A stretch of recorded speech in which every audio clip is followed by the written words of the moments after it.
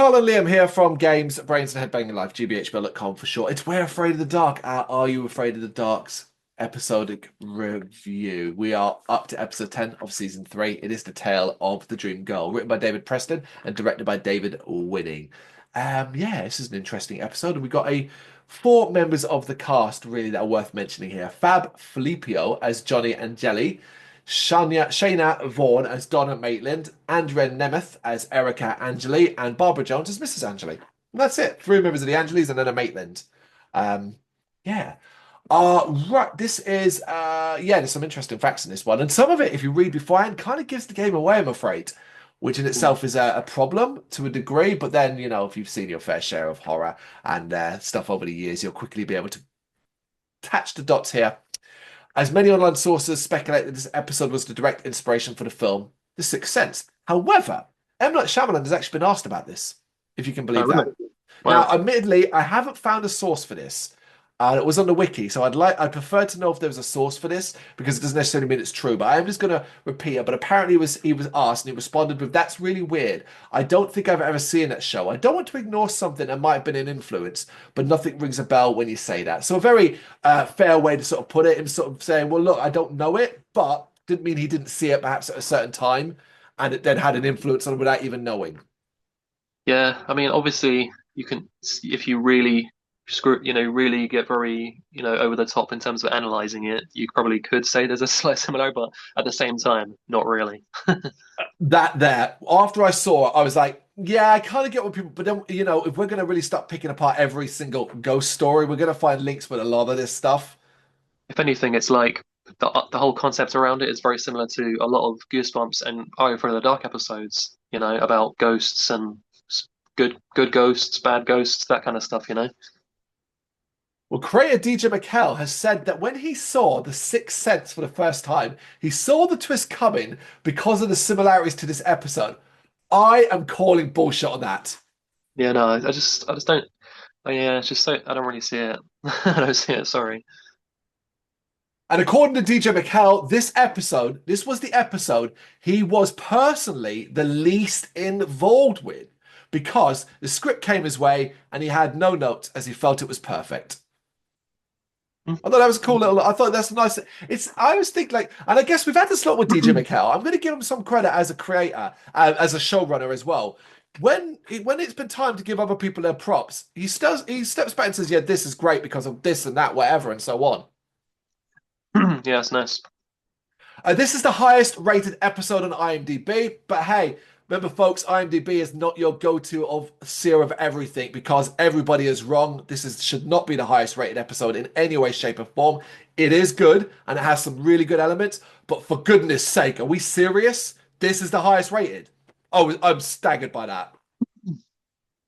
It's like a matter of opinion, I guess, in terms of what you want from these types of shows, kind of thing, I guess. It is, and I do like elements of what this episode offers, but ultimately the aggregate score is what IMDb is collecting here. That's why it's kind of, at least to a certain degree, given a bit more weight because it's not just one person's opinion. And I'm just sort of Mm. staggered that this would be rated higher than, some of the stuff we've seen already. But there you go, each to our own, right? There it is. And this is a Sam episode. Yes, Sam is back in the chair. Tucker and Kiki are arm wrestling, and Tucker is losing. Gary and Frank are watching as Betty Ann and Sam arrive. Her story is about something incredibly horrifying. Her story is not about monsters or demons or any of the usual scary stuff. The story is about something that can strike any person at any time. It happens when people least expect it. True love. Naturally, this is ridiculed around the camp. But who says love isn't scary? Sometimes it can really hurt. Love is what people live for, and in a story, it's the kind that they died for. I groaned so hard here because I knew what he was doing. I knew what he Yeah. was doing. I didn't know necessarily the twist, but I'm like, well, clearly this is going to be about separated fucking lovers and someone coming back from the grave. I actually thought, are they about to kind of copy elements of Kirsten's Prom Queen Mm. episode? Yeah, I mean, you can definitely see there's some similarities to that. But yeah, I'll just put out there that I always really enjoyed this episode. So, but even I would have groaned at her whole true love speech. So, yeah. It's going to get worse in an episode or two, but I just want to remember that Tucker is really beginning to get on my nerves. Yeah, he's just written that way. It's not his fault. I know, because the actor's pretty good. Like Daniel DeSantis is a good actor, so I'm not going to give the kid shit. But my God, what a character! Yeah, drew the short straw on that one.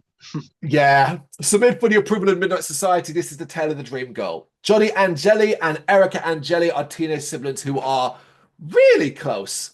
A couple of times in this episode, I was like, a little too close. Yeah, They hang out all the time together and even work at the same bowling alley, the Bowler-Rama Lanes, where Johnny is a repairman and Erica works as a waitress. I was kind of like, aren't they supposed to be kids?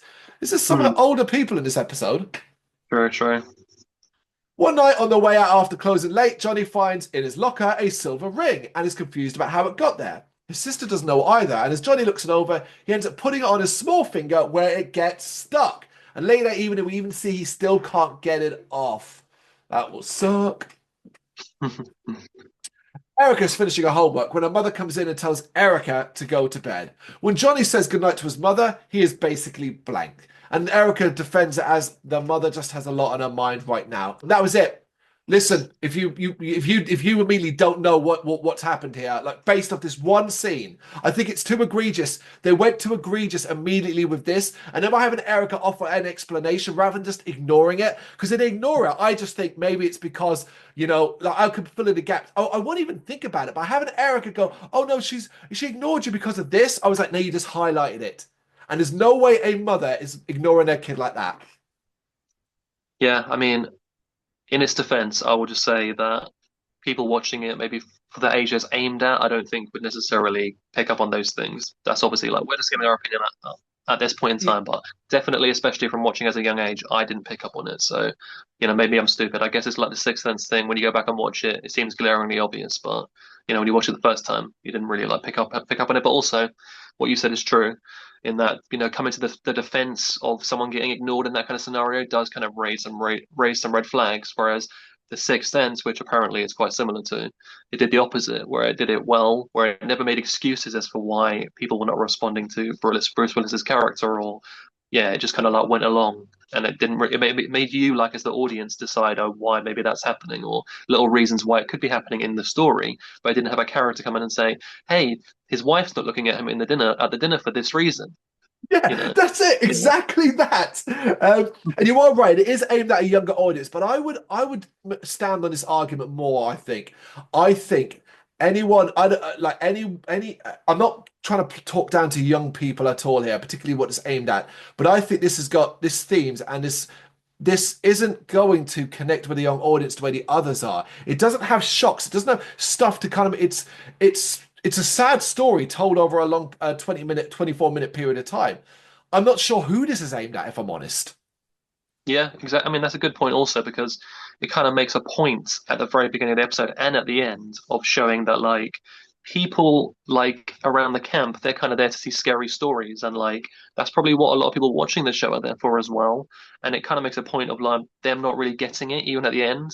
They like there's a little scene at the end where it kind of points towards certain characters around the camp, not really getting the depth of what the episode's going Yeah, for. So like I think it's maybe it's asking too much of its audience in some ways. Yeah. absolutely. But obviously, we can't go back in time and I've never seen this episode before, so I have no like connections, memory to think what I would have thought when I was younger. Anyway, instead of going up to bed, Johnny decides to stay up a little bit longer and watch some television. He ends up falling asleep where he dreams of a teenage girl calling out to him. In his dream, she comes in and leans close to him, about to kiss him on the cheek. Here, you can see and hear references to the true events of the episode, which is flashing lights across his face and the sound of a train. And just when she's about to kiss him on the cheek, the sound of a girl screaming in the background can be slightly heard. Then Johnny wakes up in shock. There you go. Yeah. Yeah, I was just like, I sure hope this teenage boy's dream keeps it PG. Yeah. I thought, where's this going, man? Confused about his dream, he tries to take the ring off again, but still it won't budge. The next day at the bowling alley, the manager's happy about the repair work, praising Erica and the maintenance guy. Johnny overhears him and feels ignored, so he confronts Erica about why he's not allowed to work up front. But she claims that it's because the manager will be mad if he gets grease on anything. And she assures him that if he continues to work hard, he will get the appreciation he wants. This is the worst scene in the entire episode. This shouldn't exist. There is no reason why this episode exists. It's dumb. It basically spells it out even more. And you really didn't have anything else you could have filled in here instead of this Mm, dumb kind of way of doing it. It's really, oh, you can't come up front because you get, like, it doesn't make any sense. mm, yeah, true.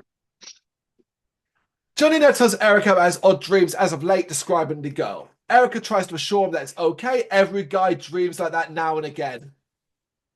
Outstanding response. That's for the older teenagers. Yeah.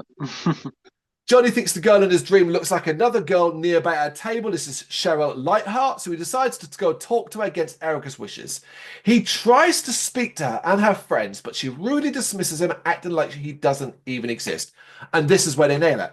Like, this is the opposite thing where they nail it. He tries to talk to this girl, but they do it in such a way that you could see her as she doesn't even know he's there, or she's just being a massive dick, being like, if somebody speak, it's really well done. This is what it's like. The fact that this is the third scene of these kind of ones, and it's the only one they've done right, is really annoying. I thought this was the most unrealistic scene in the show because if what they're going for is to try and make you believe that she's being rude and snobby to him, like, oh no, the obviously good-looking guy can't get a girl. Like, There is I just was that. like, yeah, like really, like okay, normally they have like the nerdy guy, and you're like, okay, he's like Screech from Saved by the Bell or something. It's like this guy's clearly a pretty good-looking guy, so yeah, that's what took me out of it. I was like, come on.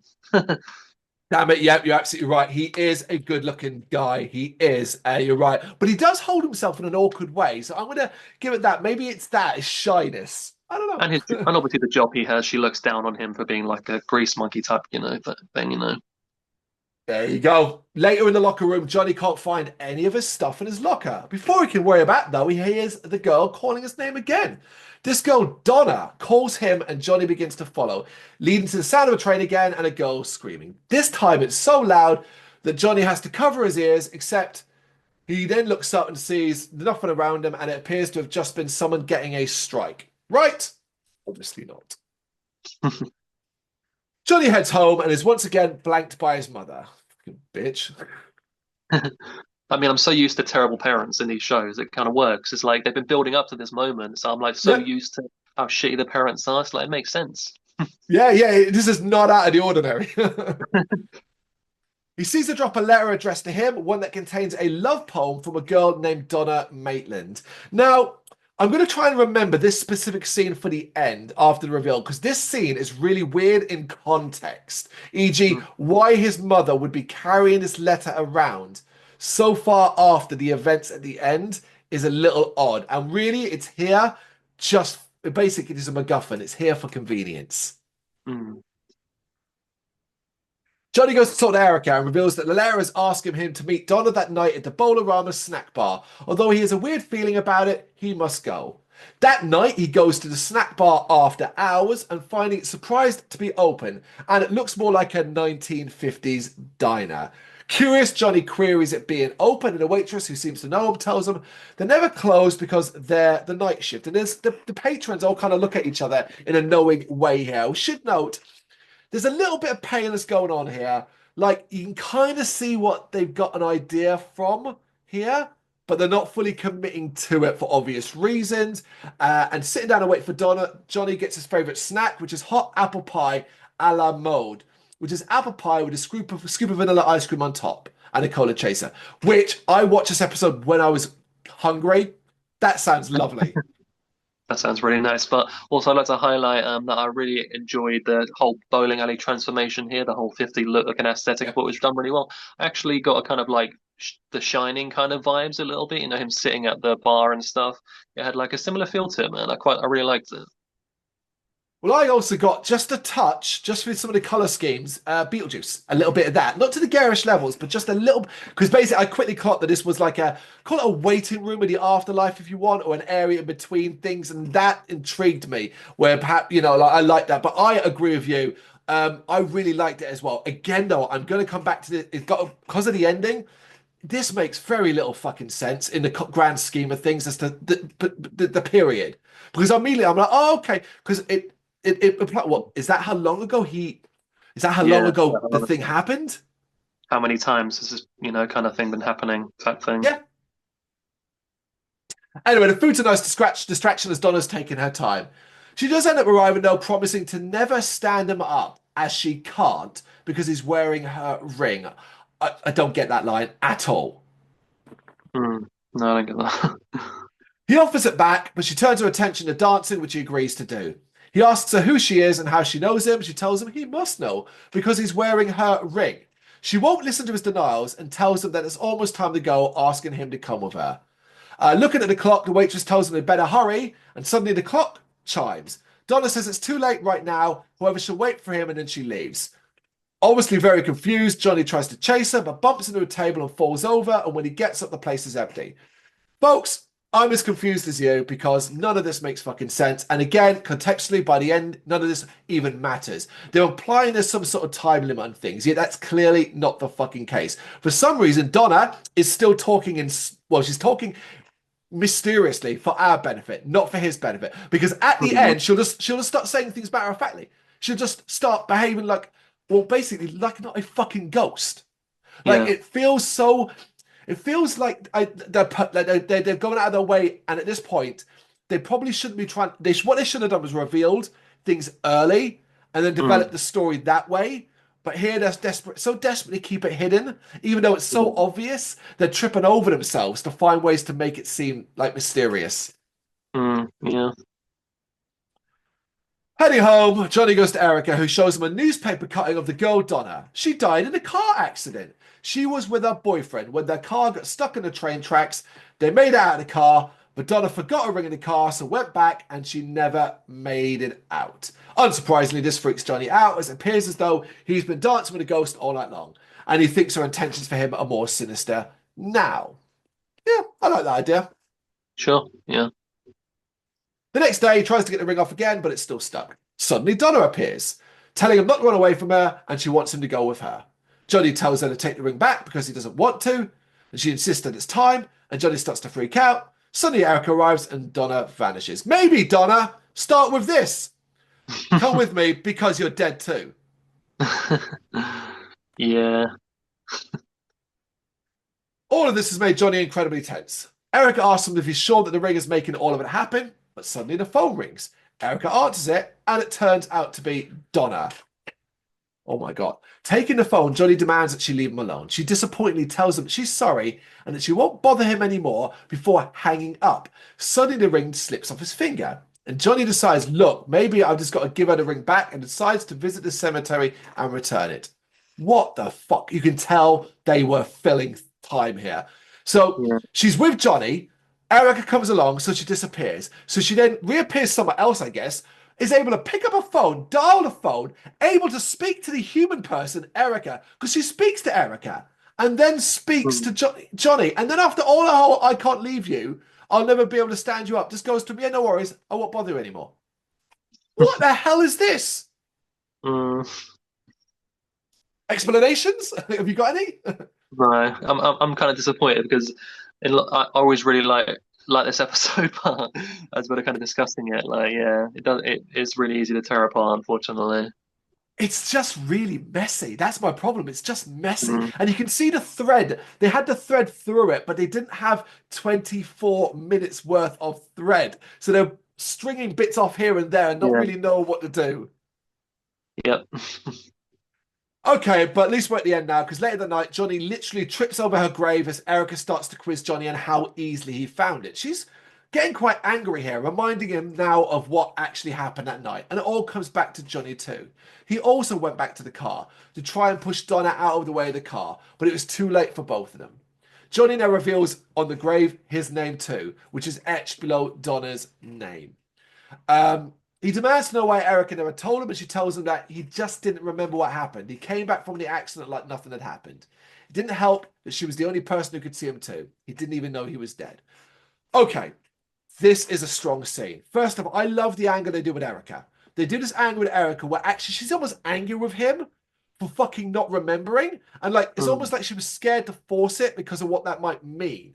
But she's been really struggling clearly with revealing this and trying to do it. She's angry with him. But when it's his, I love the fact that he didn't freak out. He didn't cry. He didn't get upset. He didn't panic. He takes it all in his stride because it's like, it's almost, I thought at this point, it's like it confirms it for him. He's known in there. He knows in there. And all it is, and it might always be relief that now he knows. And it's no longer got to be scared. Yeah, yeah, no, that's well put, and I do think it is acted like really, really well. The acting throughout the episode, I think, is really strong, especially from him. I think he does sell like his mixed emotions really well. But yeah, it does just raise the question, like you said, of so many different things, of simply just like, why has this? How long has this facade been going on for? Like, how long has she been like? Has this happened before? Is it like a kind of like Inception type thing where he like just can never figure out for himself, and then he almost does, and then he goes reverts back, and they have to do it over and over and over. And like you said, with the time period, they hint at it being like, how long has this been going on for, kind Yeah. of thing. That does kind of tear it apart very easily, unfortunately. Yeah, I think that it's crazy. I think by just even dropping at some point a time when he may have died, it could have, because I'm happy enough to go off on the basis of that. It's been really a few weeks. It's so recent, but I really need that to ground me, and then I can understand a lot of character moments from certain people a lot better. But that's Also, not hang what we on, have. did I say Inception? You said Inception, Okay. yeah, All right, I've got my Leonardo DiCaprio maybe mixed up. I was going to say Shutter Island. yeah. It Okay, makes a lot Shutter more Island makes sense. more sense. I've only seen Inception once, so you could be right. I don't know. I can't remember it. No, that doesn't make any sense. But now we get a good scene because basically he's kind of like, well, what now? And I thought, yeah, that's a really good question. What now? And Erica. Oh no, I want to go back actually. I want to just quickly mention that I also really love, and I think this is actually a scary part that maybe they don't give enough weight to. Erica saying, like, you just basically came home from the accident, acting like nothing had happened. So imagine that, Mm. right? They've been told he's died in an accident, a horrible accident as well, a train hitting the car and killing him and his girlfriend, and you're grieving, and then he just came home, and nobody could see him but her. Yeah, Fucking that is fabulous. I think it could have really benefited from a little flashback of showing that, really could have benefited from that. Yeah, yeah, and I've almost like as well, had that been the story based around that, you could have made it scary and her trying to help him move on. But I don't know. Either way, cool shit. But yeah, Erica's like, listen, we can just move on. Now you know we can move on and be a family. Like she's kind of like happy. She wants him to stay around, but Donna now Mm. arrives. So yeah, Donna now arrives, and she's happy to see Johnny. Like Johnny now knows, sees him as coming back, and this is where everybody kind of realizes, look, he's got to leave with Donna basically, and it's a nice scene. It is a nice scene because even Yeah, Johnny doesn't really put up a fight, doesn't argue. He says his goodbye to Erica. Him and in a surprising move, him and Donna share an actual on the lips kiss here. Do you know how rare that sort of stuff in these shows are before they basically yeah. leave together into the afterlife? Hmm. But yeah, I'm a fan. I'm a fan of how this one ends. Mm. Yeah, me too. And that's basically it. That's how it ends with Sam sort of, talking about love and mentioning, Erica was going to miss Johnny and stuff like that, but she knew he had to move on. There's some silliness with Tucker, of course, as well, and everyone's weird about love before. That's it. That's how it ends. Nothing big happens at the end in the last sort of section. It just sort of ends. And yeah, left me with middling feelings, this one, folks. It really, really did. I wanted to like it. I really did. And elements I should have liked. I often enjoy the kind of deeper, um, less goosebumpy scare stuff than you. It's why I like things like the Dark Dragon episode and stuff like that. But this one was such a mess in places that it left me feeling cold. And I think they tried so hard. It's annoying. They tried so hard to keep me guessing, but at the start fucked it all up so easily. I just really didn't overall come away with anything but it's all right. It's all right. I can see what they were trying to do, but maybe with a bit more time to extend the story, it could have been better. Yeah, I mean, you obviously make a lot of good points, and I agree with most of them. But I'm going to Yeah. try and come to the episode's defense a little bit. I do think this is still quite a special episode, simply for the fact that what I mentioned before about the fact that it does deal with some quite adult themes in lots of ways Yep. and things that like do it challenges the audience that it's being presented to. And then maybe the audience, a lot of them maybe don't get it, but I do think the reason why this episode is so highly rated is because a lot of people did watch this at the right age, where it did challenge their understanding of certain stories and their emotions and that kind of thing and complex issues and stuff. And I do think that resonated with a lot of people, basically. So I think for that reason, that's why it's rated so highly because people remember it so much. It was like a moment when they were younger. You know, there's certain things you watch that do like make you open your eyes to certain things you haven't really thought about before. And I think it does that. And it kind of like, that's sometimes the role of like these types of shows, isn't it? To try and like, don't always talk down to your audience type thing. So I think it's impressive in that way. But I also think that even though you do know the twist, if you like are paying enough attention and stuff like that, it's kind of like the Sixth Sense. If you go back and watch it again, it still is a good movie regardless. I do think this Yep. keep, in my opinion, it does keep you quite hooked throughout the whole story. It's like a captivating watch regardless, in my opinion. I think it's not like it's boring, even though like you could see how it could be. Um, yeah, and I think also it's another example of like doing quite a lot in like a short run time again, which so many of these episodes really fail hard at having at least a story that make kind of like a beginning, middle, and end type story that makes some sense. Like they all kind of fail at that quite a lot, so it does kind of manage that quite well, I think. The acting again, I think is at a really high level, and I think the way the mystery is told and stuff like that. Yeah, there's certain things that make sense, of course, but like maybe to like a younger mind, I don't think they would pick up on these things, like I said before. So give it maybe a little bit of leeway there. I think visually, like I said, the whole thing at the bowling alley and like the ending scene, like you mentioned, visually the way it's shot and everything, like sort of dreamlike. I really love that. Um, uh, yeah, just also this, I think like contrasting like feelings is kind of crazy that this comes after the previous episode we did. Which is kind of like wow, that they didn't really think very hard on how to position these episodes, did they? Clearly, it's like it's so weird to go from um the Seiichi's and Diary Pop episode previously to then this one. It's like, wow, man, they really were making you feel loads of crazy contrasting emotions with these shows back in the day. Yeah, you just don't really get this kind of stuff these days, like in kids shows and stuff. So like, it's kind of a throwback to like times where yeah, they did make a little bit slightly more mature stories for younger ages, and yeah, I really liked. I was going to say I did mention Tucker's reaction at the end where he kind of like he's like, oh, like he makes a joke about how there was a ghost the whole time, and that's kind of all he took from it was like Yep. that. Everything, all the like more complex things, they just kind of went over his head, and I really liked that because I thought it was really realistic, and it probably was the opinion that a lot of people watching it did get, like the younger audience, but then there were those few, like I said, a little bit more mature, maybe teenagers that watched it and took a completely different thing from the story. Yeah, so I think it like, yeah, there you go. That's just my opinion. And there's nothing for me to sort of bite back on that. But I will say this.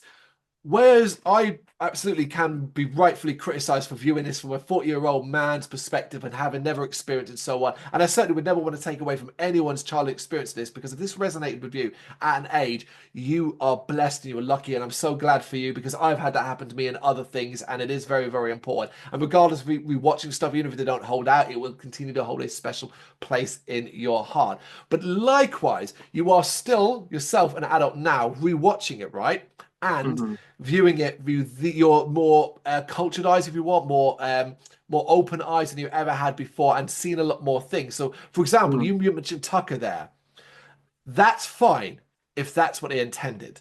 Except I find it hard to believe that's what they intended because Tucker has been written as nothing but a bratty, obnoxious child. So actually, what I get from that is Tucker being obnoxious and be like, your story was crap. It was only about a Hmm. ghost anyway. That's the difference. Do you see what I mean? And that's what I get. Now, I would love to be wrong. And it doesn't really matter if I'm right or wrong, I guess, but I would prefer to be wrong on that. And God, I would much prefer to be wrong.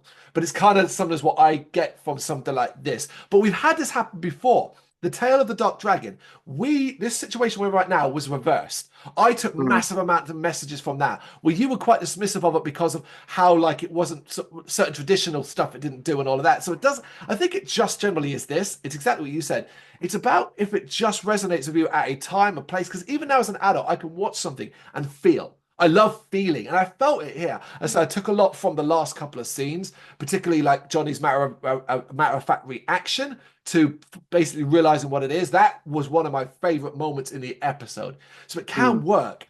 It's it's a fascinating like breakdown of feeling of something. I wish there's nothing I can do about it, but I wish I had got to experience more of this show when I was younger. I don't know why I didn't. Maybe it's because I was. I mean, what was I? I would have been going about getting closer to 10 stuff like that when this was out. So it's still young enough to have seen it. I don't know why I didn't see. I don't, maybe because you didn't watch it, maybe because it wasn't until we were older that we actually saw this stuff, and by then I was a lot older. But I do feel Yeah. like, unfortunately, as a child, I missed out on a lot of the later stuff here because we have a couple more coming up. There's one particularly at the end of this season that I'm outraged that I didn't see, much for the fun factor more than anything else. But basically, it kind of sucks, and I wish I did because then I'd have a different feeling. Whereas Goosebumps, so much of Goosebumps was familiar, not enough of this is. I always thought before we started doing this, I always thought I had seen the majority of this show. Turns out Mm. I saw basically most of season one, a lot of season two, and that's about fucking it. That is Yeah. insane. So I wish I had experienced more, but I am grateful. And yeah, we overanalyze this stuff. And it is just a Mm. 24-minute show aimed at a young teen audience in most regards. But that's kind of the point of this talk through. It's supposed to do. I get a kick out of it, and I get a kick out of debating this one like more. I'd rather have episodes like this than fucking Say Cheese and Die ripoffs of the Oh, previous episode. definitely. You know what I mean? So It's like, because this way yeah. at least we have a debate.